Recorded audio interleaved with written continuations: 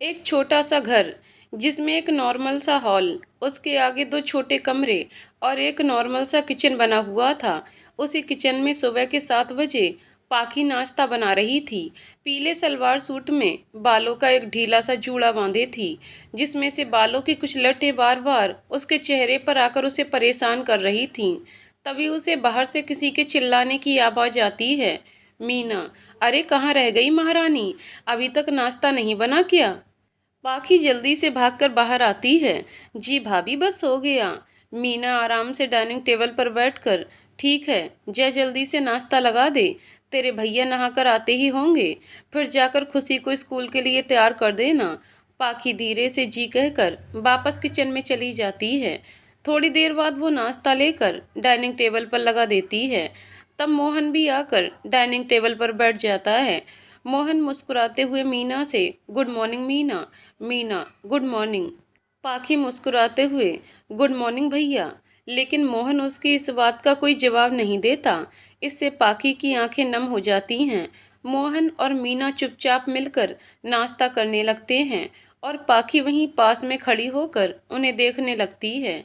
मीना उसे ऐसे खड़े देखकर चिढ़ते हुए, अब यहाँ सिर पर खड़ी होकर क्या कर रही है? जाकर खुशी को स्कूल के लिए तैयार कर दे। पाखी चुपचाप जी कहकर वहां से अपने कमरे में आ जाती है, जहां बिस्तर पर मासूम सी खुशी सो रही थी। पाखी खुशी को ऐसे आराम से सोते देखकर नम आंखों से भी मुस्कुरा देती है। पाखी अपने आंसू साफ करके मुस्कुराते हुए खुशी के पास जाकर बैठ जाती है। पाखी मुस्कुराते हुए खुशी के सर पर हाथ घुमाकर, खुशी बेबी उठ जाओ, आपको स्कूल नहीं जाना क्या? खुशी अलसाई हुई आवाज में, प्लीज बुआ, सोने दो ना।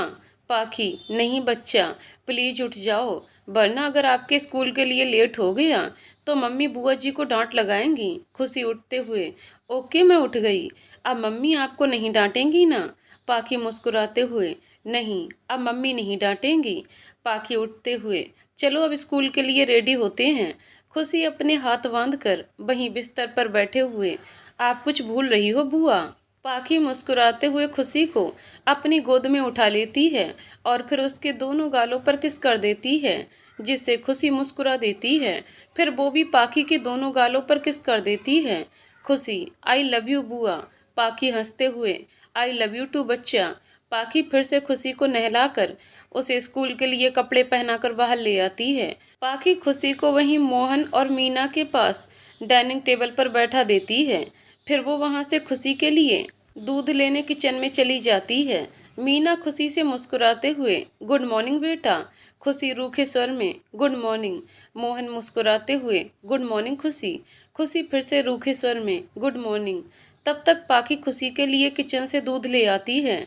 खुशी पाखी को देखते ही मुस्कुरा देती है। पाखी मुस्कुराते हुए खुशी को दूध पिलाती है। फिर मोहन खुशी को लेकर स्कूल के लिए निकल जाता है। पाखी डाइनिंग टेबल के सारे बर्तन ले जाकर किचन में रख देती है। मीना वहीं हॉल में सोफे पर अपने पांव पसार कर लेटकर टीवी देखने लगती है। पाखी धीरे धीरे घर का सारा काम करती है। पहले झाड़ू पोछा, फिर बर्तन, फिर सभी के कपड़े भी वही धोती है। फिर वहां मीना की कुछ चमची सहेलियां आ जाती हैं, तो मीना उनके साथ बातें करने बैठ जाती है। मीना उन सबके पास बैठते हुए पाखी से, जय महारानी, हम सभी के लिए चाय नाश्ता लेकर आ। पाखी वहां से चुपचाप किचन में चली जाती है और उन सबके लिए चाय बनाने लगती है।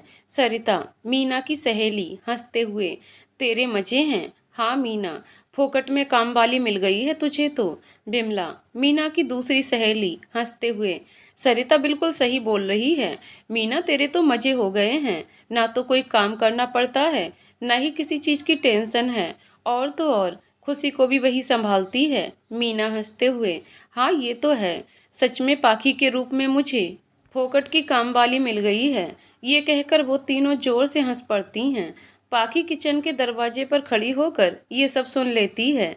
ये सब सुनकर उसकी आंखों से आंसू आ जाते हैं, लेकिन वो फिर अपने आंसू साफ करके उन सबको नाश्ता देकर वहां से चुपचाप अपने कमरे में चली जाती है।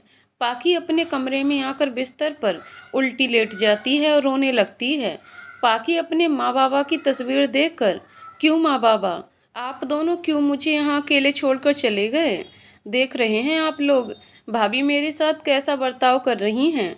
और मोहन भैया, वो तो हमसे कितना प्यार करते थे, लेकिन अब तो वो हमसे ढंग से बात भी नहीं करते। ये सब सोचकर पाखी जोर जोर से रोने लगती है। लेकिन थोड़ी ही देर बाद वो वहाँ से उठकर अपना मुंह धोकर बाहर आ जाती है, क्योंकि वो जानती थी कि ये तो अब रोज का है। मीना पाखी को देखकर, खुशी का स्कूल से छूटने का वक्त हो गया है, जाओ उसे ले आ। पाखी जी भाभी कहकर पाखी अपने कपड़े सही करके खुशी को लेने के लिए उसके स्कूल निकल जाती है। पाखी ने हल्के गुलाबी सूट पहना हुआ था। वो अपने घर से निकलकर सबसे पहले अपने पड़ोस में बने घर के बाहर जाकर दरवाजा खटखटाती है। उस घर में से लगभग एक 45 साल की औरत बाहर आती है। वो औरत पाखी को देखकर मुस्कुरा देती है। पाखी उनके पांव छूकर, कैसी हैं आंटी आप? कमला जी मुस्कुराते हुए, मैं बिल्कुल ठीक हूँ बेटा, तू कैसी है? पाखी हल्का मुस्कुराकर, बिल्कुल वैसी ही हूँ जैसे पहले थी। कमला जी पाखी की आंखों में छिपा दर्द साफ देख पा रही थीं। वो उसे अपने गले से लगा लेती हैं। पाखी भी कमला जी की ममता पाकर जल्दी से उनके सीने से लगकर किसी मासूम बच्चे की तरह रो देती हैं।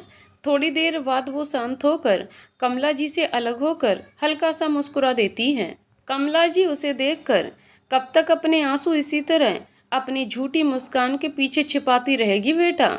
मैंने तुझसे कितनी बार कहा है कि उस घर में तेरा भी बराबर का हक है। तू क्यों उन लोगों को खुद पर हावी होने देती है? अपने हक के लिए लड़ना सीख, अपने लिए आवाज उठा। उन लोगों को ये बता कि तू कमजोर नहीं है, तू उस घर की नौकरानी नहीं बल्कि बेटी है। मैं तुझे और तेरे परिवार को तो तब से जानती हूँ जब तू शायद पैदा भी नहीं हुई थी। तेरे चाचा का बेटा भाई मोहन पहले तुझसे कितना प्यार करता था, लेकिन अब। पाखी उनका हाथ अपने हाथ में लेकर, आंटी अब इन सब बातों का। तभी पीछे से एक लड़की की आवाज आती है, कोई मतलब नहीं है, यही मेरी किस्मत है। और वैसे भी भैया और भाभी के सिवा मेरा इस दुनिया में है ही कौन? वही तो मेरा परिवार है ना पाखी? यही कहना चाहती है ना? पाखी उसे देखकर मुस्कुरा देती है। वो आकर पाखी के गले लगकर, तू उन्हें अपना परिवार मानती है, लेकिन वो तुझे अपना नहीं मानते। तू जानती है ना कि तू उनके लिए तू सिर्फ घर का काम करने वाली एक नौक। ये कहते कहते वो रुक जाती है। पाखी मुस्कुराते हुए, यही ना कि उनके लिए मैं सिर्फ एक नौकरानी हूँ। पर मैं क्या कर सकती हूँ काव्या? मैं ये घर छोड़कर भी तो नहीं जा सकती हूँ ना, और ना ही उन लोगों से झगड़ा कर सकती हूँ। सोच, अगर मैं घर छोड़ भी दूँ, फिर जाऊंगी कहाँ? काव्या नम आंखों से, इसी बात का तो वो लोग फायदा उठाते हैं। पाखी उसके गले लगते हुए, चल अब ये सारी बातें छोड़ और मेरे साथ चल। खुशी को स्कूल से लेने जाना है, और फिर साथ में हम सब गोलगप्पे भी खाएंगे। काव्या हल्का सा मुस्कुराते हुए, चल। काव्या कमला जी से, माँ हम दोनों आते हैं थोड़ी देर में। कमला जी मुस्कुराते हुए, आराम से आना। पाखी और काव्या दोनों मुस्कुराते हुए घर से बाहर निकल जाती हैं। पाखी और काव्या के घर से निकलने के बाद कमला जी की आंखें नम हो जाती हैं। कमला जी हाथ जोड़कर, हे ठाकुर जी, इस बच्ची की जिंदगी में कोई ऐसा शख्स भेज दो जो इसे समझे, जो इसके आंसुओं के पीछे छिपी हंसी को वापस ले आए, जो इस मासूम का बचपना वापस ले आए। पाखी और काव्या दोनों मुस्कुराते हुए खुशी को लेने स्कूल पहुंच जाती हैं। थोड़ी देर बाद खुशी मुस्कुराते हुए बाहर आ जाती है। खुशी पाखी के गले लगते हुए, आप आ गई बुआ? पाखी मुस्कुराते हुए, हाँ मेरा बच्चा, हम आ गए आपको लेने। काव्या खुशी से, बुआ की बच्ची, तू हमें भूल गई? खुशी मुंह बनाते हुए पाखी से, बुआ मिस वर्ल्ड से कह दीजिए कि हमें उनसे बात नहीं करनी है। पाखी उसे ऐसे देखकर हंस देती है और काव्या हैरान होकर खुशी को देखने लगती है। काव्या नीचे बैठकर, और आपको हमसे क्यों नहीं बात करनी मिस ब्यूटीफुल? खुशी, क्योंकि आप अपना प्रॉमिस भूल गई हैं इसलिए। काव्या अपने सर पर हाथ रखकर, ओ तेरी, आई एम सॉरी। बच्चा चलो आपका प्रॉमिस अभी पूरा कर देते हैं। खुशी खुश होते हुए, सच में मिस वर्ल्ड, आप मुझे चॉकलेट दिलाएंगी? काव्या उसके गाल खींचते हुए, हाँ मिस ब्यूटीफुल, सच में, पर पहले एक किस करो उसके बाद। खुशी जल्दी से आगे बढ़कर काव्या के गाल पर किस कर देती है। काव्या भी खुशी को पकड़कर उसके दोनों गालों को चूम लेती है और फिर उसे अपनी गोद में उठा लेती है। पाखी उन दोनों से हंसते हुए अगर तुम दोनों की नौटंकी खत्म हो गई हो तो चलें। काव्या और खुशी हंसते हुए यस बुआ। फिर वो तीनों हंसते हुए वहां से निकल जाती हैं। इधर रुद्राक्ष ट्रैफिक में परेशान सा बार बार कभी अपने फोन को तो कभी अपनी कार की स्टीयरिंग को देख रहा था। आज उसकी बहुत इम्पोर्टेंट मीटिंग थी।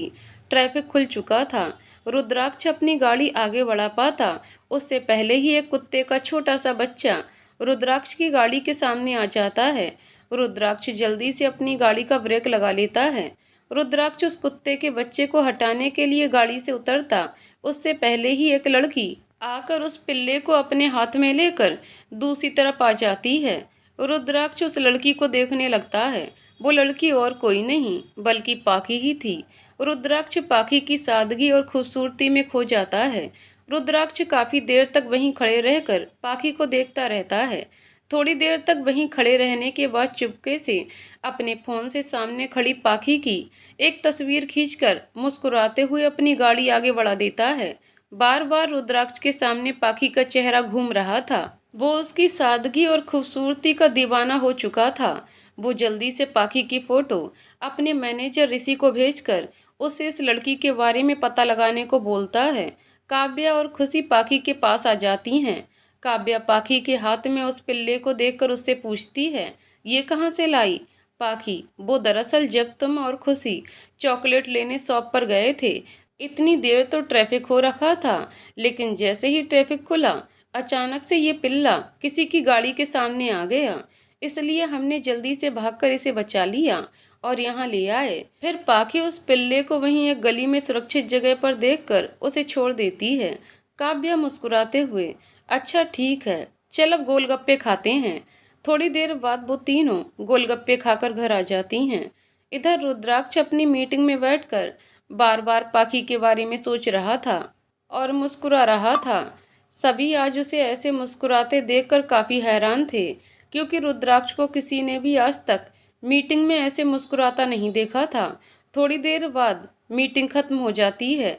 तब तक ऋषि भी अपना काम कर चुका था। उसने पाखी के बारे में सब कुछ पता लगा लिया था। फिर वो रुद्राक्ष को फ़ोन लगाता है। रुद्राक्ष ऋषि का फ़ोन देखकर जल्दी से उठा लेता है। रुद्राक्ष जल्दी से ऋषि का फ़ोन उठाकर, हाँ ऋषि, कुछ पता चला? ऋषि, यस सर, इस लड़की का नाम पाखी है। माँ, पापा और ताऊ जी और ताई जी की एक कार एक्सीडेंट में 3 साल पहले डेथ हो गई थी।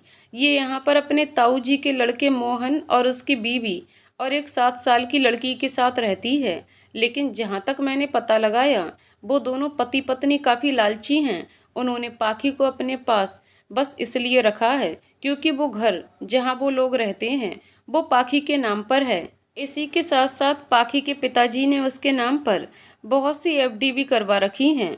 उन लोगों का व्यवहार भी पाखी के लिए अच्छा नहीं है। मैं बस उसके बारे में इतना ही पता लगा पाया हूँ, लेकिन एक शख्स है जो आपको पाखी के बारे में सब कुछ बता सकता है। रुद्राक्ष, कौन है वो? ऋषि, पाखी की बचपन की दोस्त काव्या, वो उसी के साथ पड़ी है। वो उसकी बेस्ट फ्रेंड कम और बहन ज़्यादा है। उसका घर पाखी के घर के पास ही है। रुद्राक्ष, ठीक है, तुम एक काम करो, मुझे उसका एड्रेस भेज दो। ऋषि, जी सर, और कुछ मेरे लिए ऑर्डर हो तो बताइए सर। रुद्राक्ष मुस्कुराते हुए, नहीं थैंक यू, तुमने इतना कर दिया वो ही बहुत है। ऋषि, ओके सर। रुद्राक्ष, ठीक है। ये कहकर रुद्राक्ष फ़ोन रख देता है। बार बार उसके सामने पाखी का चेहरा आ रहा था। रुद्राक्ष पाखी के बारे में सोचकर मुस्कुरा देता है। थोड़ी देर बाद कुछ फैसला करके रुद्राक्ष अपनी गाड़ी लेकर ऋषि के बताए हुए एड्रेस पर पहुंच जाता है। रुद्राक्ष पाखी के एरिया में आकर वहां एक आदमी से काव्या के घर का एड्रेस पूछता है, तो वो आदमी सामने वाले घर की ओर इशारा करके उसे काव्या का घर दिखा देता है। रुद्राक्ष उस आदमी को थैंक्स बोलकर काव्या के घर के बाहर आकर खड़ा हो जाता है। थोड़ी देर ऐसे ही खड़े रहने के बाद रुद्राक्ष एक गहरी सांस छोड़कर काव्या के घर की बेल बजा देता है। थोड़ी ही देर बाद कमला जी आकर दरवाज़ा खोलती हैं। अपने सामने एक अनजान शख्स को देखकर वो उससे पूछती हैं, जी आप कौन? रुद्राक्ष हाथ जोड़ते हुए, नमस्ते आंटी जी, मेरा नाम रुद्राक्ष ओबराय है। क्या मैं काव्या जी से मिल सकता हूँ? कमला जी, हाँ लेकिन कुछ काम था क्या? वो क्या है ना, मैंने आज तक आपको यहाँ नहीं देखा इसलिए। रुद्राक्ष, जी आंटी, मुझे काव्या जी से कुछ काम है, आप प्लीज उन्हें बुला दीजिए। कमला जी, ठीक है बेटा, आप अंदर आ जाओ, मैं उसे बुलाती हूँ। रुद्राक्ष हल्का सा मुस्कुराकर अंदर आ जाता है। कमला जी रुद्राक्ष को सोफे पर बैठाकर काव्या को बुलाने उसके कमरे में आ जाती हैं। कमला जी काव्या से, तुझसे मिलने कोई आया है? काव्या, कौन? कमला जी मुस्कुराते हुए, पता नहीं, कोई लड़का है। काव्या हैरान होकर, क्या लड़का? मुझसे कौन सा लड़का मिलने आ गया भाई? कमला जी खुश होते हुए, पता नहीं, कोई स्मार्ट सा लड़का है, तेरे बारे में पूछ रहा है। काव्या, आपको तो हर लड़के स्मार्ट ही लगते हैं। खैर छोड़िए, चलिए चलकर देखते हैं कौन है ऐसा। काव्या बड़बड़ाते हुए बाहर आ जाती है, लेकिन रुद्राक्ष को देखते ही उसकी बोलती बंद हो जाती है और आंखें बड़ी हो जाती हैं। वो बार बार अपनी आंखें ऊपर नीचे करके रुद्राक्ष को देख ही रही थी। रुद्राक्ष उसकी ऐसी हरकत पर मुस्कुरा देता है। काव्या हैरानी से, आप तो रुद्राक्ष ओबराय हैं ना? काव्या ने कई बार रुद्राक्ष को टीवी पर देखा था। रुद्राक्ष इंडिया के टॉप मोस्ट बिजनेसमैन में से एक था, इसलिए वो इंटरव्यू वगैरह में हमेशा सुर्खियों पर ही रहता था।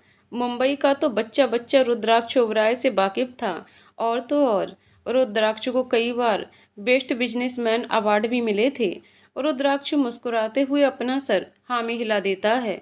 काव्या अपने मुंह पर हाथ रखकर, ओह माय गॉड, सर आप मेरे घर पर? फिर काव्या अपनी मम्मी से, माँ ये रुद्राक्ष ओबराय हैं, वही जो हमेशा टीवी पर आते हैं, ओबराय ग्रुप्स एंड इंडस्ट्रीज के मालिक। कमला जी मुस्कुराते हुए, हाँ हाँ मुझे याद है। फिर रुद्राक्ष से, आप क्या पियेंगे बेटा, चाय या कॉफ़ी? रुद्राक्ष मुस्कुराते हुए, सॉरी आंटी, लेकिन मैं यहाँ कॉफ़ी पीने नहीं, कुछ काम से आया हूँ। कि आप लोग मुझे अपना थोड़ा सा वक्त देकर मेरे साथ बैठ सकती हैं? कमला जी, हाँ हाँ बेटा, क्यों नहीं। फिर काव्या से, आजा काव्या बैठ। वो दोनों वहीं रुद्राक्ष के सामने सोफे पर बैठ जाती हैं। रुद्राक्ष काव्या से, देखिए काव्या जी, जैसा कि आप जानती हैं मैं एक बिजनेसमैन हूँ, मुझे बातें घुमानी नहीं आती, इसलिए मैं सीधा मुद्दे की बात करूँगा। काव्या, जी कहिए ना सर। रुद्राक्ष, मुझे आपकी दोस्त पाखी के बारे में सब जानना है। कमला जी और काव्या दोनों पाखी का नाम सुनकर एक दूजे को हैरानी से देखने लगती हैं। काव्या, लेकिन आपको पाखी के बारे में क्या जानना है सर? रुद्राक्ष, सब कुछ। काव्या, लेकिन आप उसके बारे में क्यों जानना चाहते हैं? रुद्राक्ष, मुझे लगता है मुझे आपकी दोस्त से प्यार हो गया है। काव्या जी, बस इसीलिए। काव्या हैरान होते हुए, क्या, लेकिन कब? रुद्राक्ष, आज ही, जब मैंने उन्हें ट्रैफिक में एक कुत्ते के पिल्ले को बचाते हुए देखा था। वो पिल्ला मेरी ही गाड़ी के आगे आने वाला था, तभी उन्होंने आकर उस पिल्ले को बचा लिया। तब से वो मेरी आंखों में बस चुकी हैं। मैंने आज तक इतनी सादगी भरी लड़की नहीं देखी है। वो मेरा दिल जीत चुकी है। काव्या, देखिए सर, अगर आप पाखी को लेकर सीरियस हैं तो फिर ठीक है, वरना अगर आप उसके साथ थोड़े समय का टाइम पास करना चाहते हैं तो प्लीज़ कोई और ढूंढ लीजिए। रुद्राक्ष, ये आप क्या बोल रही हैं काव्या जी? मैं सच में पाखी से मोहब्बत करने लगा हूँ। आज तक मैंने अपनी ज़िंदगी में किसी लड़की को नज़रें उठाकर नहीं देखा है, लेकिन आपकी दोस्त को देखने के बाद मेरा दिल उसी का हो चुका है। मैं उसे वो सारी खुशियाँ देना चाहता हूँ जो वो अपनी ज़िंदगी में डिज़र्व करती है। कमला जी काव्या से, मुझे लगता है कि यही वो शख्स है जो भगवान ने हमारी पाखी के लिए भेजा है। कमला जी रुद्राक्ष से, आप सच में पाखी से मोहब्बत करते हैं? रुद्राक्ष, हाँ आंटी, ये सच है। कमला जी, ठीक है, मैं आपको पाखी के बारे में सब बताती हूँ। काव्या, लेकिन माँ, ऐसे कैसे किसी को भी हम पाखी के बारे में बता सकते हैं? कमला जी, तू चुप कर, मैंने तुझसे ज़्यादा दुनिया देखी है। मैं किसी की भी आंखों में देखकर ये बता सकती हूँ कि वो सच बोल रहा है या झूठ। जहाँ तक मुझे तजुर्बा है, रुद्राक्ष बिल्कुल सच बोल रहे हैं। रुद्राक्ष ये सुनकर मुस्कुरा देता है। कमला जी मुस्कुराते हुए रुद्राक्ष को पाखी के बारे में बताना शुरू करती हैं। कमला जी रुद्राक्ष को पाखी का सच बताने लगती हैं। रुद्राक्ष भी बड़े ही ध्यान से उन्हें सुन रहा था। कमला जी, पाखी की माँ सीमा जी मेरी बहुत अच्छी दोस्त थीं। मैं उनसे लगभग 3 महीने पहले शादी करके इस घर में आई थी। मैं जब इस घर में आई तब यहाँ आसपास मेरी कोई सहेली नहीं थी। फिर पाखी की माँ सीमा मेरे पड़ोसी राधे श्याम जी से शादी करके उस पड़ोस वाले घर में आ गई। वो काफ़ी शांत स्वभाव की थीं और साफ दिल की औरत थीं। धीरे धीरे मेरी उनसे दोस्ती हो गई। हम दोनों एक परिवार की तरह रहने लगे। राधे श्याम जी एक गवर्नमेंट अधिकारी थे। मेरे पति भी उन्हीं के विभाग में सहकारी थे। वो दोनों भी काफ़ी अच्छे दोस्त थे। राधे श्याम जी के एक बड़े भाई भी थे, जयंत भाई साहब। वो भी काफ़ी अच्छे इंसान थे। उनकी बीबी मोहिनी दीदी भी काफ़ी समझदार और अच्छी औरत थी। उनका बेटा मोहन भी काफ़ी अच्छा था। वो सभी एक साथ संयुक्त परिवार में रहते थे। फिर मैंने काव्या को जन्म दिया और सीमा ने उसके ठीक 2 महीने बाद पाखी को जन्म दिया। हम दोनों सहेलियां काफ़ी खुश थीं कि हमारे घर लक्ष्मी आई है। धीरे धीरे काव्या और पाखी दोनों बड़ी हुईं। सभी उन दोनों से बहुत प्यार करते थे। धीरे धीरे वक्त बीता। काव्या और पाखी एक साथ स्कूल और फिर कॉलेज जाती थीं। लगभग 9 साल पहले हम सब मोहन की शादी करवाकर मीना को इस घर में ले आए। मीना के व्यवहार पहले तो काफ़ी अच्छा था। फिर जैसे जैसे वक्त बीता हम सबको ये एहसास होने लगा कि वो एक नंबर की लालची औरत है। फिर उसने खुशी को जन्म दिया। धीरे धीरे वक्त बीत गया। सभी खुशी के इस दुनिया में आ जाने से बहुत खुश थे। सबसे ज्यादा तो हमारी पाखी। उसे तो जैसे खेलने के लिए एक खिलौना मिल गया था। वो हमेशा खुशी को अपने सीने से लगा कर रखती थी और आज भी वो ऐसी ही है। लगभग 3 साल पहले सीमा, राधे श्याम भाई साहब, जयंत भाई साहब और मोहिनी दीदी किसी रिश्तेदार की शादी में पड़ोस के गांव गए हुए थे। मोहन को ऑफिस का कुछ काम था, इसलिए वो नहीं जा पाया था और पाखी के कॉलेज के लास्ट साल की परीक्षा चल रही थी, इसलिए उसे भी यहीं रुकना पड़ा। मीना खुशी के कारण जा नहीं सकती थी। फिर रात को अचानक फोन आया कि उन चारों की कार को किसी टक्कर ने कुचल दिया है। उस दिन से सभी की जिंदगी एक अंधियारे में चली गई, खासकर पाखी की। रुद्राक्ष बड़े ध्यान से कमला जी की बातें सुन रहा था। तभी कमला जी उसे देखते हुए बोली, आप जानते हैं, पहले पाखी काफ़ी चुलबुली थी। हमेशा बोलते रहना तो जैसे उसकी आदत बन चुकी थी। कभी इसे तो कभी उसे परेशान करती थी। लेकिन जब से भाई साहब और सीमा इस दुनिया से गए हैं, मेरी बच्ची तो जैसे हंसना ही भूल गई है। हमेशा सभी को खुश रखना उसकी आदत थी।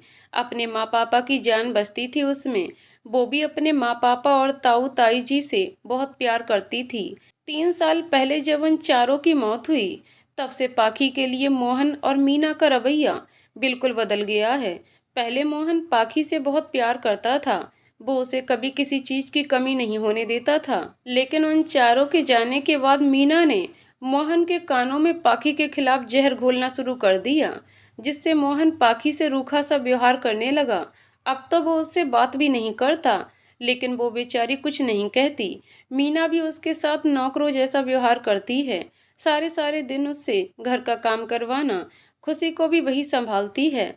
राधे श्याम भाई साहब ने पाखी के नाम पर बहुत सारी एफडी और सेविंग करवा के रखी है, जिसके पेपर अभी भी पाखी के पास ही हैं। मीना और मोहन की नज़र उन्हीं पर है। पड़ोस वाले इस घर में भी पाखी की भागीदारी थी, जिससे वो लोग धोखे से अपने नाम करवा चुके हैं। मेरी तो अब बस भगवान से यही प्रार्थना है कि कोई तो मेरी बच्ची की जिंदगी में ऐसा आए जो उसे फिर से वही हंसते मुस्कुराते सा इंसान बना दे। मुझे आपकी आंखों में उसके लिए प्यार दिखा है। कमला जी रुद्राक्ष के सामने हाथ जोड़ते हुए, प्लीज बेटा, मेरी बच्ची को इस नर्क से बाहर निकाल दो।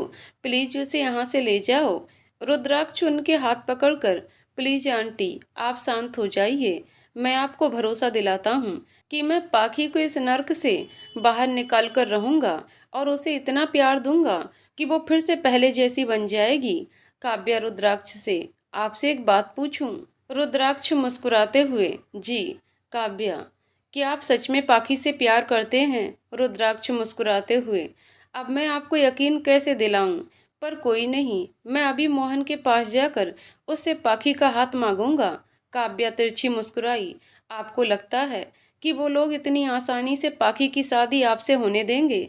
रुद्राक्ष हैरानी से, क्या मतलब? काव्या, उन्होंने पहले ही पाखी का रिश्ता मिस्टर मल्होत्रा के उस बिगड़े हुए राहुल के साथ तय कर दिया है।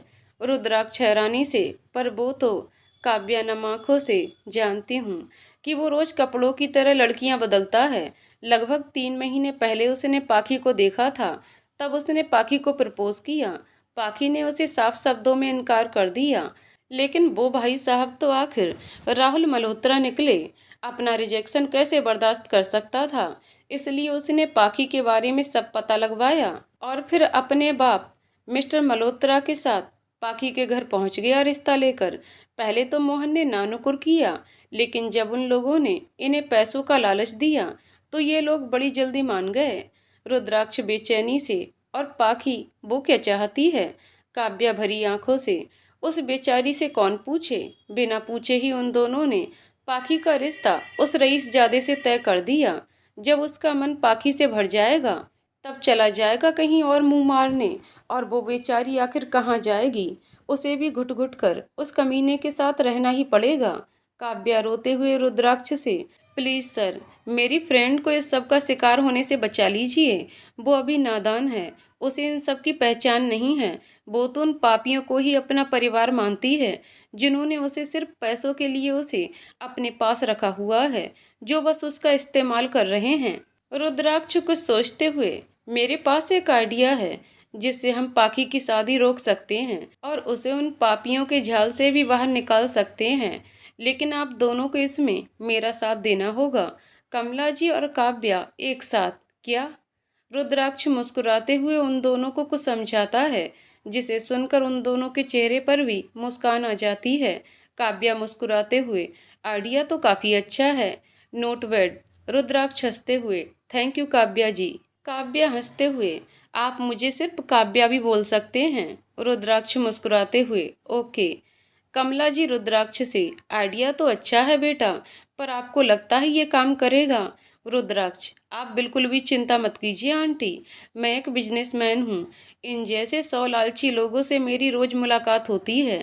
मैं बहुत अच्छे से जानता हूँ कि इन्हें कैसे संभालते हैं। कमला जी मुस्कुराते हुए, ठीक है बेटा, हमें भरोसा है आप पर। रुद्राक्ष मुस्कुराते हुए, आंटी आपने मुझ पर भरोसा किया है तो अब मेरा भी फर्ज बनता है ना कि मैं आपके भरोसे पर खरा उतरूं। थोड़ी देर बातें करने के बाद कल वापस आने का बोलकर रुद्राक्ष अपने घर के लिए निकल जाता है। आज उसके दिमाग में कुछ बड़ा चल रहा था जिससे हर कोई अनजान था। रुद्राक्ष जैसे ही घर के अंदर आता है, उसके चेहरे पर एक प्यारी सी मुस्कान आ जाती है।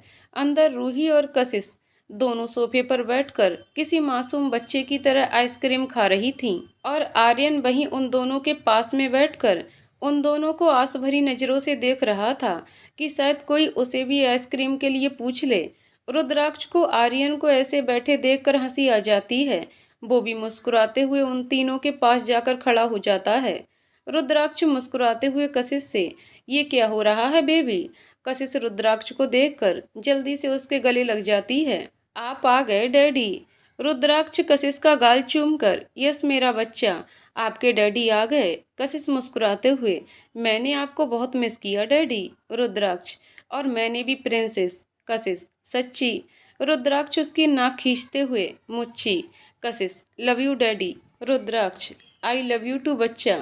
कशिश जल्दी से अपने हाथ में पकड़ी हुई आइसक्रीम में से एक बाइट निकालकर रुद्राक्ष को खिला देती है। आर्यन मुंह बनाते हुए कशिश से, ये तो गलत है ना प्रिंसेस, सारा प्यार अपने डैडी के लिए, चाचू के लिए कुछ भी नहीं। रूही आर्यन से, अरे आप क्यों मुंह बना रहे हैं? ये लो, मैं आपको आइसक्रीम खिला देती हूँ। ये कहकर रूही अपनी आइसक्रीम में से एक बाइट निकालकर आर्यन की तरफ बढ़ा देती है। आर्यन तो बस और क्या चाहिए था, वो भी जल्दी से खुश होकर रूही के एक चम्मच से आइसक्रीम खा लेता है। थोड़ी देर बाद रुद्राक्ष अपने कमरे में जाकर वहां से लोअर टी शर्ट पहनकर डाइनिंग टेबल पर आ जाता है, जहां पर पहले से ही उसका इंतजार कर रहे थे। रुद्राक्ष कशिश को अपने पास बिठाकर उसे अपने हाथ से खाना खिलाने लगता है। थोड़ी देर बाद खाना खाकर सब अपने अपने रूम में जाकर सो जाते हैं। रुद्राक्ष भी थोड़ी देर अपने बिस्तर पर लेटे हुए पाखी के बारे में सोचता रहा। फिर थोड़ी देर बाद उसकी भी आंख लग जाती है और वो भी सपनों की दुनिया में खो जाता है। सुबह हो चुकी थी। रुद्राक्ष उठकर फ्रेश होकर अपने जिम एरिया में चला जाता है। वहां वो अपने कानों में हेडफोन लगाकर गाने सुनते हुए कसरत करने लगता है। काफ़ी देर तक पसीना बहाने के बाद वो वापस अपने कमरे में आ जाता है। वो चुपचाप जाकर अपने बिस्तर के किनारे पर बैठ जाता है। उसके दिमाग में कुछ बड़ा चल रहा था। उसे ये समझ ही नहीं आ रहा था कि वो जो अब करने वाला है वो सही होगा भी या नहीं। वो इसी उलझन में काफ़ी देर तक वहीं बैठा रहता है, लेकिन फिर थोड़ी देर बाद वो उठकर अपने कदम बाथरूम की ओर बढ़ा देता है। थोड़ी देर बाद वो नहाकर बाहर आ जाता है। फिर वो अपने कपड़े पहन लेता है। आज उसने ग्रे कलर का सूट पहना था, हाथों में ब्रांडेड वॉच, पैरों में ब्लैक शू, बालों को जेल से सेट किया हुआ, आंखों पर काला चश्मा, जिसमें वो काफ़ी स्मार्ट लग रहा था। वो तैयार होकर अपने कमरे से बाहर निकल जाता है। फिर वो मुस्कुराते हुए अपने ही कमरे के बगल में बने दूसरे कमरे में आ जाता है। वो देखता है कि कशिश अपने स्कूल के लिए तैयार हो रही थी। रूही भी उसके साथ साथ अपने कॉलेज के लिए तैयार हो रही थी। कशिश रुद्राक्ष को देखकर भागते हुए उसकी गोद में चढ़ जाती है। रूही उसे ऐसे करता देखकर बस मुस्कुरा देती है। कशिश मुस्कुराते हुए रुद्राक्ष के गाल पर किस करके गुड मॉर्निंग डैडी। रुद्राक्ष मुस्कुराते हुए कशिश के गाल पर किस करके good morning my princess. Ruhi मुस्कुराते हुए रुद्राक्ष से गुड मॉर्निंग भाई। रुद्राक्ष मुस्कुराते हुए रूही से गुड मॉर्निंग बच्चा। रूही ये सुनकर बस हल्का सा मुस्कुरा देती है और फिर वापस तैयार होने में बिजी हो जाती है। कशिश मुस्कुराते हुए, डैडी आपको पता है आज ना मैं खुद से तैयार हुई हूँ। रुद्राक्ष हैरानी से, क्यों, आपकी बुआ ने आपको तैयार नहीं किया? रूही कशिश की ओर देखकर रुद्राक्ष से, मैंने बोला था भाई, लेकिन आपकी प्रिंसेस ने बोला अब वो बड़ी हो गई है, वो आज से अपने काम खुद करेगी। कशिश मुस्कुराते हुए, हाँ तो डैडी, मैंने कुछ गलत बोला क्या? मैं सच में बड़ी हो गई हूँ। रुद्राक्ष हंसते हुए, हाँ मेरी प्यारी सी डॉल, आप सच में अब बड़ी हो गई हैं। बस आज से आप अपने काम खुद ही कीजिएगा। कशिश मुस्कुराते हुए, थैंक यू डैडी। रुद्राक्ष मुस्कुराते हुए, वेलकम बच्चा, चलो अब नीचे चलते हैं। रूही मुस्कुराते हुए, चलिए भाई। कशिश रुद्राक्ष के गाल खींचते हुए, चलिए डैडी। फिर वो तीनों हंसते हुए नीचे आ जाते हैं, जहां आर्यन पहले से बैठकर उन सभी का इंतजार कर रहा था। दरअसल आर्यन के पापा रुद्राक्ष के पापा के बचपन के दोस्त थे और उन दोनों की माँ भी एक दूसरे की अच्छी दोस्त थीं। रुद्राक्ष के माँ पापा की मौत के बाद आर्यन के मम्मी और पापा यूएस चले गए थे। उन्होंने आर्यन और रुद्राक्ष से भी अपने साथ चलने के लिए कहा था, लेकिन वो दोनों यहीं रहकर अपना खुद का कुछ काम करना चाहते थे। इसलिए आर्यन भी रुद्राक्ष के घर में उसी के साथ रहता था। वो तीनों मुस्कुराते हुए आर्यन के पास आकर डाइनिंग टेबल पर बैठ जाते हैं। रुद्राक्ष मुस्कुराते हुए आर्यन से, गुड मॉर्निंग भाई। आर्यन मुस्कुराकर, गुड मॉर्निंग। कशिश आर्यन के गाल पर किस करके, गुड मॉर्निंग माय हैंडसम चाचू। आर्यन मुस्कुराते हुए कशिश के गाल खींचकर, good morning my cute princess. Ruhi हल्का सा मुस्कुराकर, गुड मॉर्निंग। आर्यन बड़ी सी मुस्कान देकर, गुड मॉर्निंग। रुद्राक्ष कुछ सोचते हुए आर्यन से, भाई आज तू ऑफिस संभाल लेना, मुझे किसी जरूरी काम से बाहर जाना है। आर्यन रुद्राक्ष से, कहाँ, कुछ जरूरी काम है क्या? रुद्राक्ष से देखते हुए, है कुछ जरूरी काम, तू प्लीज आज संभाल लेना। आर्यन, ठीक है संभाल लूंगा, आप खुश?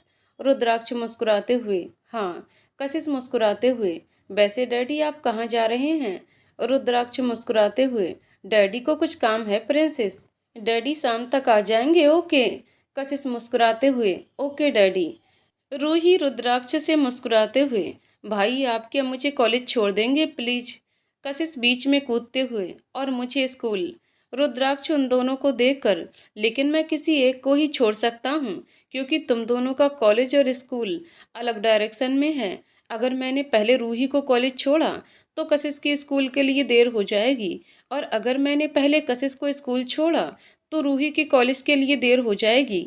रूही उठते हुए, रहने दीजिए भाई, आप इस दादी अम्मा को ही स्कूल छोड़ दीजिए, मैं किसी और तरीके से चली जाऊंगी। आर्यन रूही से, मैं ऑफिस उसी साइड से जाऊंगा, अगर तुम्हें कोई प्रॉब्लम ना हो तो मैं तुम्हें कॉलेज छोड़ सकता हूँ।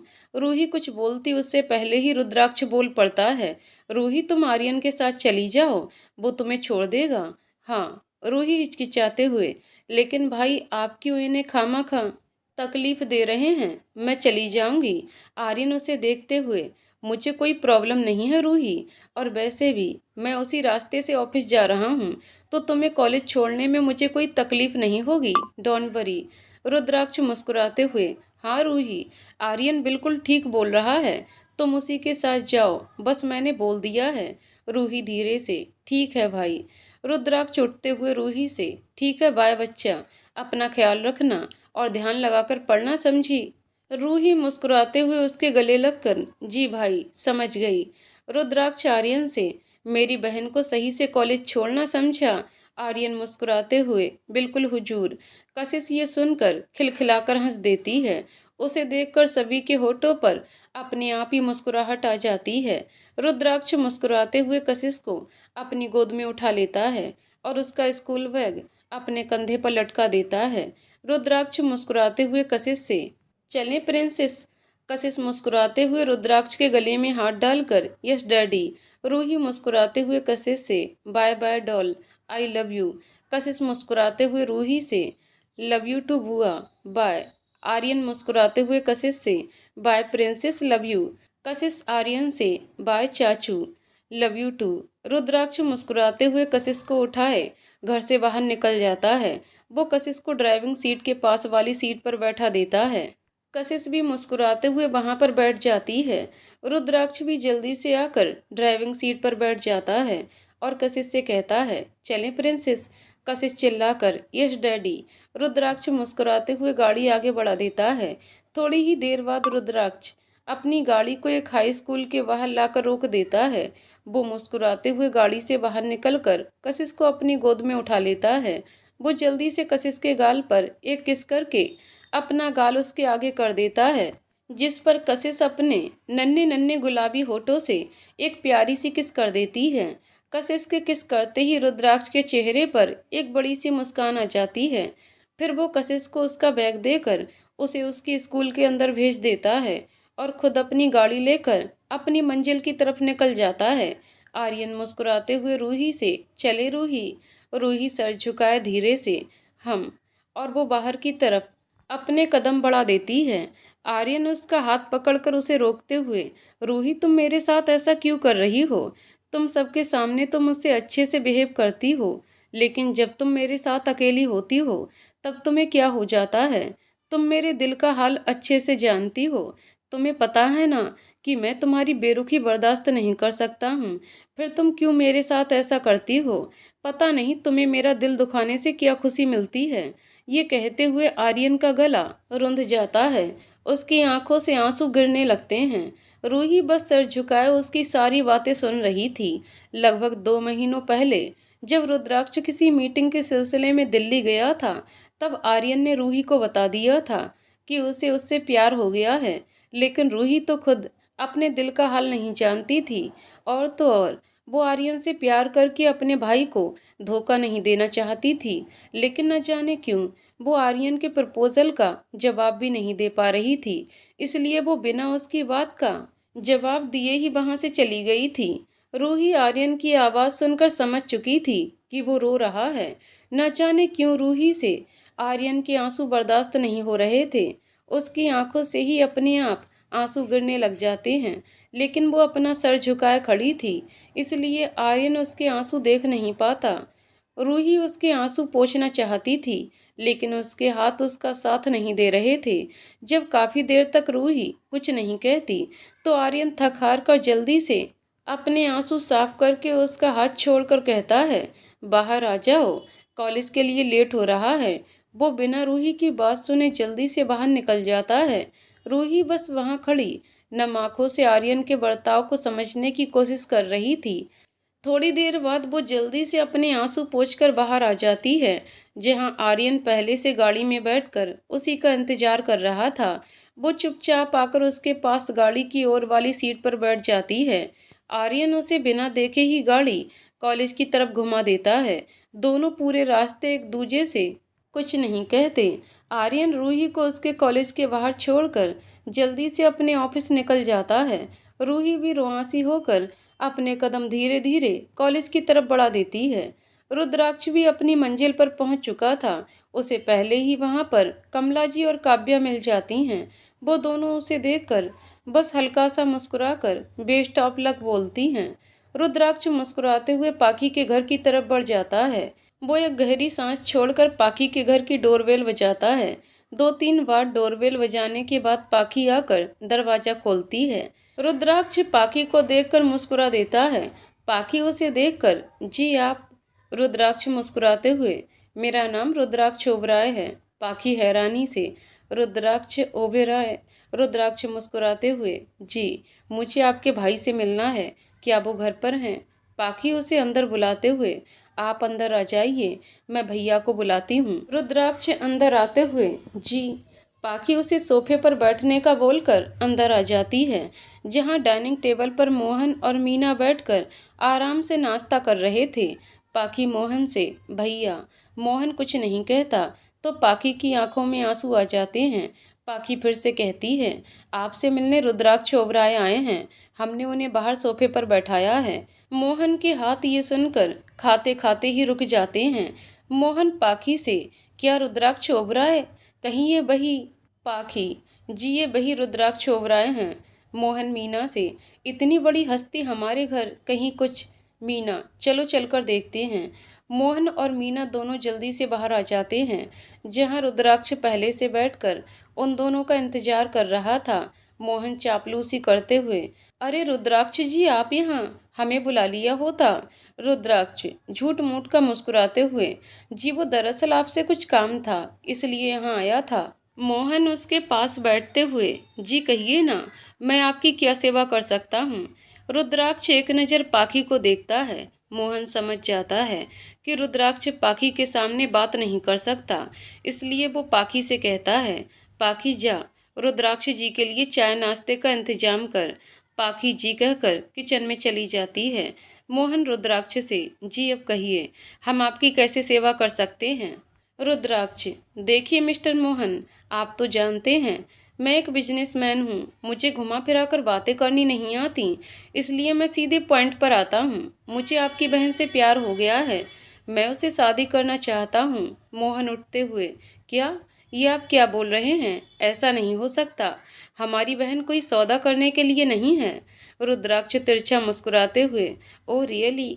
ये बात आप किसे समझा रहे हैं, खुद को या मुझे? मोहन कुछ नहीं कह पाता तो रुद्राक्ष हंसते हुए कहता है, मैं सब बहुत अच्छे से जानता हूँ कि तुम जैसा घटिया इंसान क्या कर सकता है। बस कुछ पैसों के लिए तुम उस मासूम लड़की की बलि चढ़ाना चाहते हो, ये बात जानते हुए भी कि वो राहुल मल्होत्रा एक नंबर का घटिया इंसान है, फिर भी तुम लोग उससे पाखी की शादी करवाना चाहते हो। लेकिन एक बात याद रखना कि मेरा नाम भी रुद्राक्ष ओबराय है।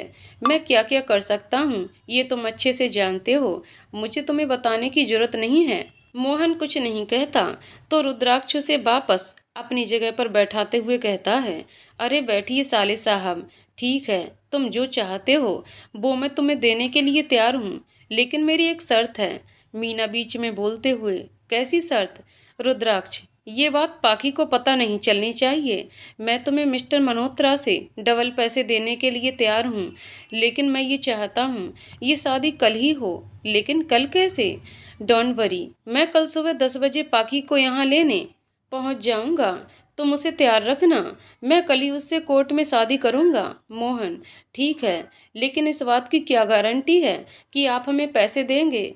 रुद्राक्ष अपने गुस्से को दबाकर अपनी जेब से एक कागज निकालकर सामने रखी टेबल पर रख देता है। ये कॉन्ट्रैक्ट है, इसे अच्छे से पढ़ लो। इसमें साफ साफ शब्दों में लिखा है कि मेरी और पाखी की शादी होते ही तुम्हारे अकाउंट में 50 लाख रुपए आ जाएंगे, लेकिन मेरी और पाखी की शादी होने के साथ ही तुम्हारे उससे सारे रिश्ते खत्म हो जाएंगे। उसके बाद ना तो तुम लोग उससे मिलोगे और ना ही उस पर अपना कोई अधिकार जताओगे। मोहन, लेकिन मीना उसकी बात बीच में काट कर, हमें मंजूर है, आप कल सुबह आ जाइएगा, हम उसे तैयार करके रखेंगे। मीना मोहन से, साइन कर दो। मोहन मीना की बात सुनकर उस पर साइन कर देता है। रुद्राक्ष उठते हुए उस कॉन्ट्रैक्ट को अपने पास वापस जेब में रख लेता है। यही आपके लिए बेहतर है। पाखी अपने हाथ में नाश्ता और चाय लाते हुए रुद्राक्ष से, चाय? रुद्राक्ष मुस्कुराते हुए, आज नहीं फिर कभी, आज मुझे देर हो रही है, आप आज ये चाय अपने भाई और भाभी को पिला लीजिए। पाखी उसे हैरान होकर देखती रहती है, लेकिन वो बिना कुछ कहे ही वहां से निकल जाता है। रुद्राक्ष को बाहर जाते ही काव्या और कमला जी मिल जाते हैं। रुद्राक्ष उन दोनों को देखकर मुस्कुरा देता है। रुद्राक्ष मुस्कुराते हुए, काम हो गया? काव्या हैरानी से, क्या सच में? रुद्राक्ष हंसते हुए वो कॉन्ट्रैक्ट काव्या के हाथ में थमा देता है। काव्या उस कॉन्ट्रैक्ट को देखकर मुस्कुरा देती है। साथ ही साथ वो कॉन्ट्रैक्ट कमला जी को दिखाती है, जिसे देखकर वो भी काफी खुश होती हैं। रुद्राक्ष कमला जी के पांव छूकर, थैंक यू आंटी, आपकी वजह से मुझे मेरा प्यार मिल रहा है। फिर वो उन दोनों को कल आने का बोलकर वहां से निकल जाता है। रुद्राक्ष अपनी गाड़ी में बैठकर पाखी के घर से निकल जाता है, लेकिन न जाने क्यों अभी भी उसके मन में उथल पुथल मची हुई थी। वो अभी भी इस बात को लेकर निश्चिंत नहीं था कि क्या वो जो कर रहा है वो सही है। ये क्या इस तरह से कॉन्ट्रैक्ट साइन करके पाखी से शादी करना सही है? वो अपनी गाड़ी मरीन ड्राइव की तरफ मोड़ देता है। मुंबई आने के बाद रुद्राक्ष जब भी किसी उलझन में होता था या उसका मन अशांत होता था, वो सीधा मरीन ड्राइव पर चला जाता था। न जाने क्यों, लेकिन उसे बहते पानी को देखना बड़ा सुकून देता था। रुद्राक्ष मरीन ड्राइव के पास आकर अपनी गाड़ी रोक देता है और वहां जाकर उसके किनारे पर बैठ जाता है। वो चुपचाप बस वहां बहते हुए पानी को देख रहा था। अभी लगभग शाम के 5 बज रहे थे। मरीन ड्राइव पर ज्यादा तो नहीं, लेकिन कुछ कुछ लोग जरूर थे जो अपने में ही बिजी थे। रुद्राक्ष भी शांति से वहां बैठकर उस पानी को देख रहा था और मन ही मन में खुद से ही बड़बड़ा भी रहा था। रुद्राक्ष मन में, क्या मैं जो पाखी के साथ कर रहा हूँ वो सही है? मैं भी तो शायद वही कर रहा हूँ जो राहुल। नहीं, लेकिन मैं उससे बेहद प्यार करता हूँ। अगर पाखी की शादी राहुल से हुई तो वो उसकी जिंदगी बर्बाद कर देगा। थोड़े वक्त बाद अगर उसका दिल पाखी से भर गया तो वो उसका भी वही हाल करेगा जो उसने दूसरी लड़कियों का किया है। उस बेचारी को तो ये भी नहीं मालूम कि जिसे वो अपना परिवार मानती है, वो तो बस कुछ रुपयों के लिए उसकी ज़िंदगी बर्बाद करने वाले हैं। लेकिन मैं ऐसा नहीं होने दे सकता। वो बहुत मासूम है, उसे दुनियादारी की कोई पहचान नहीं है। मुझे उसे इस सब से प्रोटेक्ट करना होगा। मैं कुछ भी गलत नहीं कर रहा हूँ। मुझे पाखी की मासूमियत वापस लानी होगी और वो मैं किसी भी कीमत पर लाकर ही रहूँगा। नहीं, मैं अब समझ चुका हूँ, मैं जो कर रहा हूँ वो बिल्कुल सही है। रुद्राक्ष मुस्कुराते हुए जोर से चिल्लाता है, आई लव यू पाखी, आई लव यू। तभी रुद्राक्ष के पीछे से कुछ आवाज आती है, जिसे सुनकर वो पीछे देखता है। वो देखता है कि वहाँ कुछ लड़के एक लड़की को छेड़ रहे थे। रुद्राक्ष की आंखें ये देखते ही गुस्से से लाल हो जाती हैं। वो गुस्से से उस ओर बढ़ जाता है। रुद्राक्ष की पीठ उन लड़कों की तरफ थी, इसीलिए वो लड़के रुद्राक्ष को देख नहीं पा रहे थे। रुद्राक्ष गुस्से से उन लड़कों से, छोड़ दे उसे। उन लड़कों में से एक लड़का बिना रुद्राक्ष की ओर देखे हंसते हुए, क्यों, तेरी बहन लगती है ये? रुद्राक्ष गुस्से से, मेरी नहीं, लेकिन किसी की तो लगती ही होगी। उन 4 लड़कों में से एक लड़का पीछे मुड़कर रुद्राक्ष को देखता है, जो गुस्से में उसे ही घूर रहा था। रुद्राक्ष को देखते ही उस लड़के की आंखें चौड़ी हो जाती हैं। उसका शरीर डर के मारे कांपने लगता है। वो उसके पास खड़े लड़के को इशारा करके पीछे देखने के लिए कहता है। अब सब एक एक करके रुद्राक्ष को देखते हैं। अब उन सबका शरीर डर के मारे कांपने लगता है। वो सब पहचान गए थे, ये कोई और नहीं, रुद्राक्ष ओबराय है। वो सब रुद्राक्ष से अच्छी तरह से वाकिफ थे। उन सभी में से एक लड़के के मुंह से धीरे से निकलता है, रुद्र भाई। जी हाँ, रुद्राक्ष एक बिजनेसमैन होने के साथ साथ मुंबई का भाई भी था, लेकिन रुद्राक्ष ने कभी भी कोई गलत काम नहीं किया था। वो सारे अच्छे काम करता था, लेकिन उसके काम करने के तरीके उल्टे थे। वो मासूमों की सुरक्षा करता था तो साथ ही बुराई का अंत भी करता था। वो ये बात अच्छी तरह से जानता था कि पुलिस वाले बस पैसों पर चलते हैं, इसीलिए मुंबई के सारे पुलिस वाले भी रुद्राक्ष से डरते थे। वो सब रुद्राक्ष के आगे खड़े भी नहीं हो पाते थे। रुद्राक्ष आगे बढ़कर उस लड़के के मुंह पर एक मुक्का जड़ देता है। वो सारे लड़के कांपते हुए रुद्राक्ष के पैरों में गिर जाते हैं। वो लड़के कांपते हुए, माफ कर दीजिए भाई, आज के बाद ऐसा कभी नहीं होगा। रुद्राक्ष कुछ नहीं कहता, बस उन सबको गुस्से में घूरता रहता है। रुद्राक्ष आगे बढ़कर उस लड़की को अपना ब्लेजर पहना देता है। उन लड़कों ने उस लड़की को छूने की कोशिश की थी, इसीलिए उस लड़की की कुर्ते की बाजू हल्की सी फट गई थी। रुद्राक्ष उस लड़की का हाथ पकड़कर उन लड़कों के सामने लाकर खड़ा कर देता है। रुद्राक्ष गुस्से में उन लड़कों को घूरते हुए उस लड़की से, मारो इन्हें। वो लड़की सवालिया नजरों से रुद्राक्ष से, जी। रुद्राक्ष उसकी तरफ देखकर, जी नहीं, मारो इन्हें। वो लड़की ये सुनकर रोते हुए जोर जोर से उन लड़कों को मारने लगती है। थोड़ी देर बाद वो लड़के वहां से डरकर भाग जाते हैं। रुद्राक्ष उस लड़की के आंसू साफ करके, क्या नाम है तुम्हारा? वो लड़की रोते हुए, हमारा नाम रुचि है भैया। रुद्राक्ष उसके सर पर हाथ रखकर मुस्कुराते हुए, रुचि, अच्छा नाम है। तुम्हें पता है, मेरी भी एक बहन है, बिल्कुल तुम्हारे जैसी। उसका नाम रूही है। अच्छा, वैसे तुम यहाँ अकेली क्या कर रही थी? रुचि, वो हमें जॉब की बहुत ज़रूरत है, लेकिन कोई हमें जॉब नहीं दे रहा, क्योंकि ना तो हमारे पास अभी इतना वर्क एक्सपीरियंस है और ना ही कोई अच्छी डिग्री है। आज भी हम एक जॉब का इंटरव्यू देने गए थे, लेकिन वहाँ भी हमें कोई जॉब नहीं मिली। इसीलिए हम थक हार कर थोड़ी देर के लिए यहाँ आ गए, ताकि थोड़ी देर अकेले आराम से बैठ सकें और इन लहरों में थोड़ा सा सुकून पा सकें। लेकिन शायद हमारे जीवन में सुकून शब्द ही नहीं है। रुद्राक्ष कुछ सोचकर मुस्कुराते हुए, अरे क्यों सुकून नहीं है? तुमने मुझे भाई कहा है ना, इसीलिए एक बात बताता हूँ, यहाँ आओ मेरे साथ। रुद्राक्ष उसे समुद्र के पास ले जाकर वहां पड़े पत्थर पर बैठा देता है और खुद भी उसके पास पड़े एक पत्थर पर बैठ जाता है। रुद्राक्ष मुस्कुराते हुए, तुम्हें पता है रुचि, जिंदगी में हमें कभी सुकून नहीं मिलता, बल्कि हमें खुद से उसे ढूंढना पड़ता है। अच्छा, एक बात बताओ, तुम्हें जॉब क्यों चाहिए?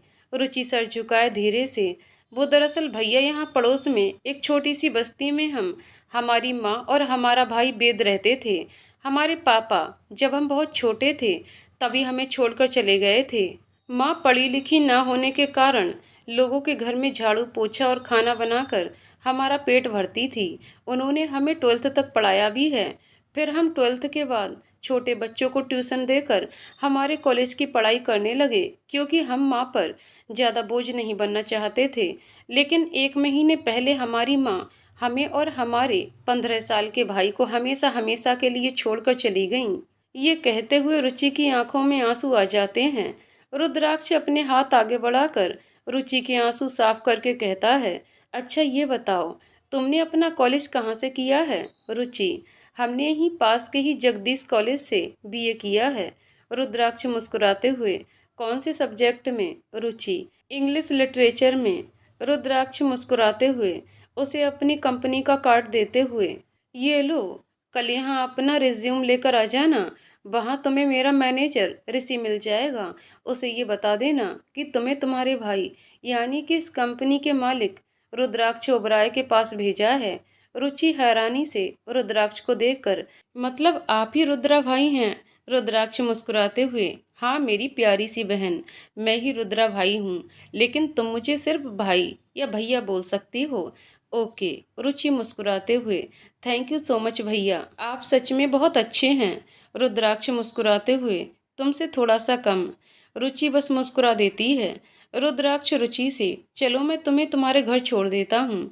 रुचि, रहने दीजिए भैया, आप क्यों खामा मेरी वजह से तकलीफ ले रहे हैं? रुद्राक्ष, भैया भी कहती हो और तकलीफ देने की बात भी करती हो, दिस इज नॉट फेयर। चलो अब उठो, देर हो रही है। रुचि मुस्कुराते हुए, जी। रुद्राक्ष रुचि को साथ आकर अपनी मर्सिडीज में बैठ जाता है। रुचि का घर वहां से ज़्यादा दूर नहीं था। मरीन ड्राइव से रुचि के घर का रास्ता लगभग 15 मिनट का था। रुद्राक्ष रुचि को ये बता देता है कि वो उसे कल ऑफिस में नहीं मिलेगा, तो वो उसके मैनेजर ऋषि से ही मिल ले और सारा काम समझ ले। रुचि भी मुस्कुराते हुए हाँ में अपना सर हिला देती है। रुचि एक मासूम और प्यारी सी लड़की थी। वो रुद्राक्ष का अपनापन देखकर उसके साथ बहुत जल्द घुल मिल गई थी। रुद्राक्ष भी उसे अपने घर छोड़कर अपने बंगले के लिए निकल जाता है। आज वो बहुत खुश था, आखिर उसे एक बहन जो मिल गई थी। और तो और कल उसे फाइनली उसका प्यार, उसकी पाखी मिलने वाली थी। रुद्राक्ष ऋषि को फ़ोन करके बता देता है कि कल उसकी बहन यानी कि रुचि वहाँ आएगी, तो वो उसे कोई अच्छी सी जॉब दे दे और उसे अच्छे से काम भी समझा दे। ऋषि भी हाँ बोलकर फ़ोन रख देता है। रुद्राक्ष रुचि को उसके घर छोड़कर खुद के घर आ जाता है। रुद्राक्ष जैसे ही घर के अंदर दाखिल होता है, उसे वहीं सोफे पर रूही, आर्यन और कशिश बैठे मिल जाते हैं। कशिश आर्यन को तंग कर रही थी। वो उसके गले में लटक कर उसके बाल खींच रही थी और रूही उसे इस तरह से देखकर हंस रही थी। आर्यन परेशान सा वहां बैठकर कशिश को मनाने की कोशिश कर रहा था। रुद्राक्ष मुस्कुराते हुए उन सब के पास आ जाता है। रुद्राक्ष मुस्कुराते हुए, ये सब क्या हो रहा है यहाँ? कशिश रुद्राक्ष को देखते ही खुश होते हुए आर्यन को छोड़कर उसके गले लग जाती है। कशिश मासूम सा फेस बनाकर, डैडी आप आ गए। रुद्राक्ष उसके गाल चूम कर, यस मेरा बच्चा, आपके डैडी आ गए। कशिश मासूमियत से, मैंने आपको बहुत मिस किया। रुद्राक्ष मुस्कुराते हुए, आपके डैडी ने भी आपको बहुत मिस किया, मेरी प्यारी सी प्रिंसेस। वैसे ये बताइए प्रिंसेस, ये यहाँ पर मेरे आने से पहले क्या हो रहा था? आप क्यों अपने चाचू को परेशान कर रही थीं? रूही मुस्कुराते हुए, आपकी प्रिंसेस आर्यन से चॉकलेट की जिद कर रही थी। कल ही इसने 4 चॉकलेट खाई थी। रोज रोज इस तरह से चॉकलेट खाना इसकी सेहत के लिए ठीक नहीं है। भाई, जब आर्यन ने इसे चॉकलेट के लिए मना किया तो वो इनके ऊपर चढ़ गई और इन्हें परेशान करने लगी। अब आप ही अपनी प्रिंसेस को समझाइए, क्योंकि ये हमारी बात तो सुनने से रही। रुद्राक्ष कशिश को देखकर प्यार से, प्रिंसेस, बुआ सही बोल रही हैं बच्चे, रोज रोज इस तरह से चॉकलेट खाना अच्छा नहीं है बेटा। कशिश मासूमियत से, सॉरी डैडी। रुद्राक्ष उसे नीचे बिठाते हुए, इट्स ओके बेटा, चलो अब मैं फ्रेश होकर आता हूँ, फिर हम साथ साथ में खाना खाएंगे। ओके, कशिश मुस्कुराते हुए, ओके डैडी। रुद्राक्ष चुपचाप वहां से अपने कमरे में चला जाता है। कशिश आर्यन को देखकर धीरे से, सॉरी चाचू। आर्यन उसे अपनी गोद में बैठाकर उसके गाल पर किस करके, कोई बात नहीं प्रिंसेस, लेकिन कल हम पक्का पिज्जा पार्टी करेंगे, ओके। कशिश खुश होते हुए, सच? आर्यन उसके गाल खींचते हुए, मुझ, क्यों रूही, सही कहा ना? लेकिन रूही कुछ नहीं कहती। आर्यन की नज़र अब रूही पर पड़ती है, जो बस प्यार से कब से उसे ही देखे जा रही थी। रूही को खुद इस बात की खबर नहीं थी कि कब वो कब से उसे देख रही थी। आर्यन उसे ऐसे देखकर मुस्कुरा देता है। आर्यन रूही को कई बार आवाज लगाता है, लेकिन रूही को तो कोई होश ही नहीं था। कशिश आर्यन की गोद से उतरकर रूही को हिलाते हुए कहती है, बुआ कहाँ खो गई? रूही झेंपते हुए, हाँ क्या? कशिश अपनी कमर पर हाथ रखकर उसे घूरते हुए, आप कहाँ खो गई थीं? और इतनी देर से आप मुझे और चाचू को क्यों देख रही थीं? आर्यन को ये सुनकर हंसी आ जाती है। वो अपने मुंह पर हाथ रखकर हंसने लगता है। रूही हिचकिचाते हुए, मैंने कोई तुम्हारे चाचू को नहीं देखा, समझी तुम दादी अम्मा, ज़्यादा बातें करना बंद करो। आर्यन हंसते हुए, वो सही तो बोल रही है रूही, इसमें गलत क्या है? तुम मुझे देख रही थी, मैंने खुद देखा है। रूही अपना सर झुकाए धीरे से, ऐसा कुछ नहीं है। रुद्राक्ष सीढ़ियों से नीचे उतरते हुए, क्या बातें हो रही हैं? रूही अब चैन की सांस लेती है, लेकिन उससे पहले कशिश बोल पड़ती है, वो बुआ चाचू को। रूही उसके मुंह पर हाथ रखकर, तू चुप कर दादी अम्मा, चलकर खाना खाते हैं, ज़्यादा बातें मत बना। चलिए भाई, खाना खाते हैं। रूही कशिश को गोद में उठाकर अपने साथ डाइनिंग टेबल पर ले जाती है। आर्यन को रूही का ऐसा बर्ताव देखकर हंसी आ जाती है। वो जोर से हंस देता है। रुद्राक्ष उसे ऐसे हंसते हुए देखकर पूछता है, क्या हुआ, कहीं पागल तो नहीं हो गया ना तू? आर्यन हंसते हुए, कुछ नहीं, चल खाना खाते हैं। रुद्राक्ष आगे बढ़ते हुए, चल। वो दोनों आकर डाइनिंग टेबल पर बैठ जाते हैं। रुद्राक्ष अपने हाथों से कशिश को खाना खिलाता है। कशिश अब आर्यन रूही वाली बात भूलकर रुद्राक्ष के हाथ से इधर उधर की बातें करते हुए खाना खा रही थी और रुद्राक्ष मुस्कुराते हुए उसकी ऊटपटांग सी बातों का जवाब दे रहा था। रूही शांति से बिना कुछ बोले खाना खा रही थी। आर्यन भी खाना खाते हुए रूही के बर्ताव के बारे में सोचकर बस मुस्कुरा रहा था। थोड़ी देर बाद रूही और कशिश खाना खाकर अपने कमरे में सोने के लिए चली जाती हैं। रुद्राक्ष आर्यन को रुचि के बारे में बता देता है। आर्यन मुस्कुराते हुए, डोंट वरी, तू चिंता मत कर, वैसे भी ऋषि की पीए की पोस्ट खाली है तो हम रुचि को वहीं जॉब दे देंगे। रुद्राक्ष खुश होते हुए, हाँ ये ठीक रहेगा और उसे सैलरी भी अच्छी मिल जाएगी और उसकी सेल्फ रिस्पेक्ट को भी कोई ठेस नहीं पहुंचेगी। आर्यन मुस्कुराते हुए, हाँ, मैं कल ऋषि से बात कर लूँगा। रुद्राक्ष थोड़ा सा सीरियस होते हुए आर्यन से, अच्छा सुन, मुझे तुझे कुछ ज़रूरी बात बतानी है। आर्यन रुद्राक्ष को ऐसे सीरियस देखकर समझ जाता है कि ज़रूर कोई इम्पोर्टेंट बात है, इसलिए अब वो भी सीधा होकर बैठ जाता है और रुद्राक्ष को गौर से सुनने लगता है। हाँ बोल, क्या बात है? रुद्राक्ष एक गहरी सांस छोड़कर आर्यन को पाखी के बारे में सब बता देता है। आर्यन बिना कुछ कहे ही रुद्राक्ष की बातों को गौर से सुनता रहता है।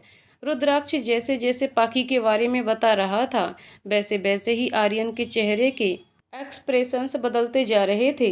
रुद्राक्ष जब देखता है कि आर्यन उसकी बात सुनकर भी कुछ नहीं बोल रहा, तो वो उस पर चिढ़ते हुए कहता है, यार कुछ तो बोल। आर्यन चौंक कर उसे मारते हुए, क्या मतलब साले, तू कल शादी कर रहा है और मुझे आज बता रहा है? अरे एक काम करना था, मुझे आज क्यों बताया? जब तेरे बच्चे हो जाते तभी बताना था ना। रुद्राक्ष से अपने ऊपर से हटाते हुए, चुप कर यार, ज़्यादा परेशान मत कर। एक तो मैं वैसे ही पहले से बहुत परेशान हूँ, क्या पता मैं सही भी कर रहा हूँ या नहीं।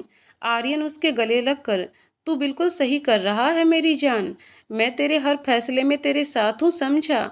चल अब चलकर सोते हैं, और हाँ, कल मैं तेरे साथ कोर्ट चलूँगा। रुद्राक्ष मुस्कुराते हुए, ठीक है, गुड नाइट। आर्यन अपने कमरे की तरफ बढ़ते हुए, गुड नाइट भाई। रुद्राक्ष को आर्यन से बात शेयर करके बहुत अच्छा फील हो रहा था। वो भी अपने कमरे में जाकर पाखी के बारे में सोचते हुए सो जाता है। आगे की कहानी अगले वीडियो में। तो दोस्तों, आपको कहानी कैसी लगी कमेंट करके ज़रूर बताइएगा। कहानी पसंद आई हो तो वीडियो को लाइक शेयर करें और चैनल को सब्सक्राइब करें। कहानी को पूरा सुनने के लिए बहुत बहुत धन्यवाद दोस्तों।